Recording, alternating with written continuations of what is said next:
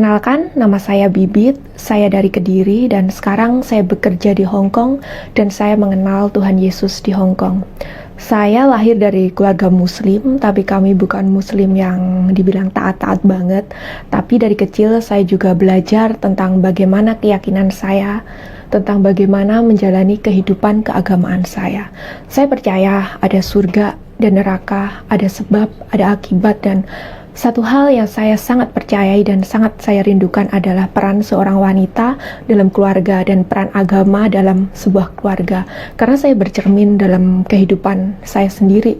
Saya terlahir dari keluarga yang kurang kasih sayang atau mungkin kurang harmonis. Dan dari situ saya memiliki kerinduan atau keinginan menjadi seorang wanita atau seorang istri yang solehah yang bisa membangun sebuah keluarga yang harmonis, penuh kasih sayang, dan tentu takut akan Tuhan dalam keyakinan saya dulu. Setelah saya beranjak dewasa, cita-cita atau kerinduan saya yang saya anggap mulia itu menjadi titik rendah dalam kehidupan saya, di mana saya sangat menjunjung tinggi atau menuhankan pacaran atau pacar saya. Saya rela melakukan apapun untuk pacar saya dan rela melakukan apapun juga untuk mendapatkan orang yang saya cintai. Singkat cerita, setelah 6 tahun yang lalu tepatnya, saya pacaran dengan seorang Kristen, tapi dia juga bukan Kristen yang taat beragama.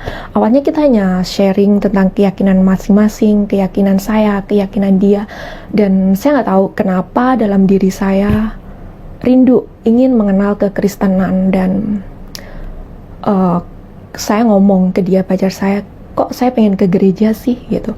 Dan karena gerejanya dia ortodok dan kami berbeda bahasa, jadi rasa nggak nyaman. Dan saya sebenarnya hanya sebuah kerinduan sih, kalau ingin atau mungkin ingin banget dengan browsing atau mungkin tanya teman-teman, ada nggak sih gereja Indonesia di Hong Kong. Belum sampai ke situ, cuma sekedar kerinduan yang saya nggak tahu gimana harus memulai kerinduan menemukan gereja di sini. Suatu ketika nggak berselang nggak lama juga sih, mungkin cuma beberapa minggu atau mungkin seminggu, saya lupa.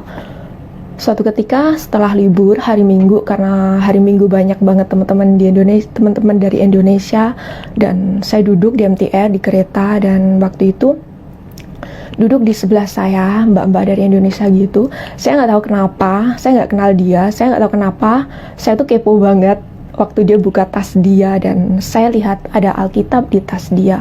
Saya tahu Alkitab karena sebelumnya waktu saya kecil saya pernah dikasih Alkitab sama teman saya, tapi waktu itu saya belum merasa tergerak, belum ada panggilan atau belum ada kerinduan menjadi seorang Kristen atau mengenal Kristen. Saya kasih Alkitab saya ke teman saya yang Kristen.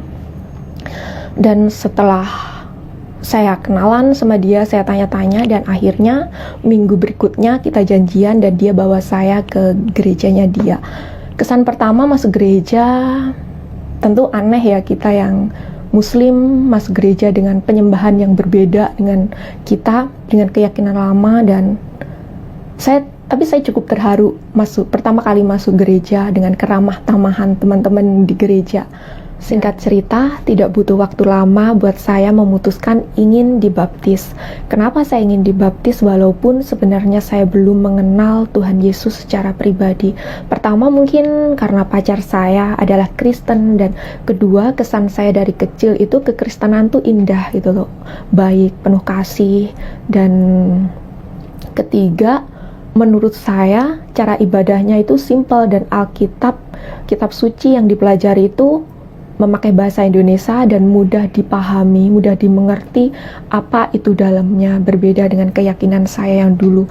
Dan karena saya belum mengenal Tuhan Yesus Kristus, makanya kehidupan saya setelah dan sebelum dibaptis tidak ada perubahan. Walaupun setiap minggu saya bergereja, hidup saya tetap berantakan, tetap galau. Saya nggak tahu apa yang membuat saya galau, walaupun semuanya itu baik-baik saja, keluarga baik-baik saja, saya punya kerjaan juga baik, juga punya pacar saat itu. Tapi saya nggak tahu kenapa ya, di dalam hati saya, di dalam kehidupan saya tuh masih ada sesuatu yang kosong, sesuatu yang hampa, dan saya mungkin untuk pelarian atau mungkin penghiburan buat diri saya sendiri mungkin ya, karena dan saya juga membahagiakan atau mungkin melakukan apapun yang menurut saya itu bisa menyenangkan saya, walaupun saya tahu itu hanya sesaat saja. Dan setelah berjalan 4 tahun, Tuhan itu baik, Tuhan itu lemah lembut, seperti seorang ibu yang menyapih anaknya. Itu kesan pertama saya saat Tuhan mulai menjamah saya. Tuhan berlahan-lahan mulai memisahkan jarak dan waktu antara saya dan pacar saya, di mana saya harus pulang ke Indonesia saat itu tanpa rencana begitu saja. Dan setelah kita long distance, kami sempat putus saat itu, tapi karena saya belum siap, saya memaksakan diri. Saya tahu itu bukan kehendak Tuhan, tahu banget saat itu, tapi saya memaksakan diri untuk agar kami tetap berpacaran. Saya tahu itu bukan kehendak Tuhan kami balikan, karena walaupun dia seorang Kristen, dia hanya Kristen KTP, dia tidak mengajarkan saya untuk mengenal Kristus dan menjalani kehidupan Kristen seperti yang Tuhan kehendaki. Hingga pada suatu saat yang tepat di mana saya sudah menemukan gereja di Indonesia, karena saat itu saya belum bergereja di Indonesia, Tuhan membekali saya dengan firman-firmannya, sehingga setelah beribadah, saya nggak tahu kenapa di dalam jiwa saya bergumul dengan dosa-dosa yang saya jalani, seolah-olah Tuhan hanya kasih saya 2 pilihan, hitam atau putih, panas atau dingin. Selebihnya lebih baik gak usah kenal Kristus. Mungkin seperti itulah gambaran yang saya rasakan. Dan gak tahu kenapa ya, gak lama juga, berselang cuma beberapa bulan, akhirnya saya dan pacar saya ada masalah dan kami putus. Puji Tuhan, walaupun bercucuran air mata, walaupun kedagingan saya menjerit, saya gak mau putus, tapi dengan firman, dengan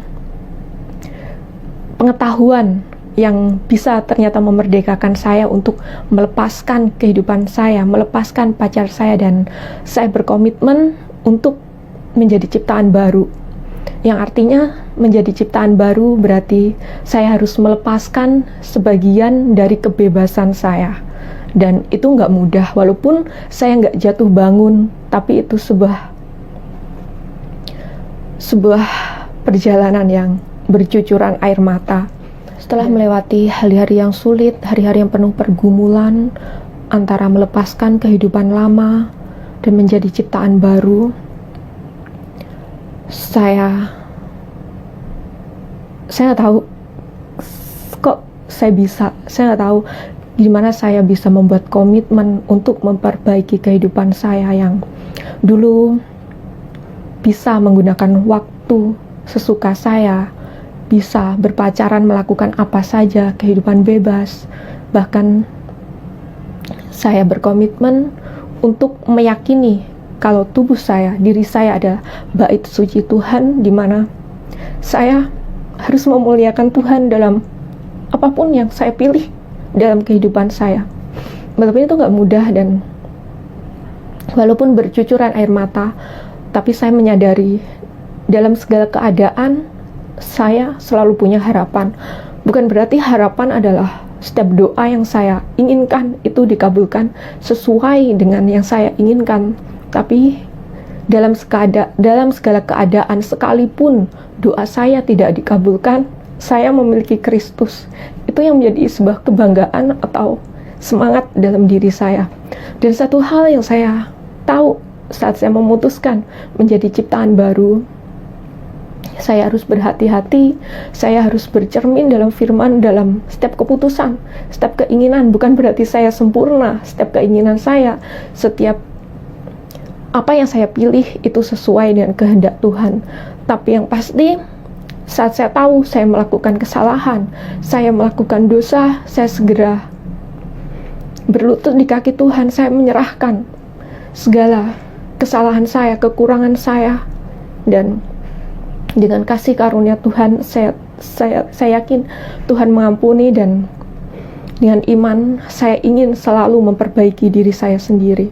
Saya sangat bersyukur saat ini saya sudah dibebaskan, dosa-dosa saya diampuni, dan saya selalu memiliki harapan walaupun saya harus kehilangan pacar saya, harus kehilangan kegiatan-kegiatan yang saya pikir itu menyenangkan, tapi mendapatkan Kristus itu adalah sebuah kebanggaan, itu adalah sesuatu yang damai sukacita yang dulu saya nggak pernah rasakan dan saya bisa memilikinya saat ini.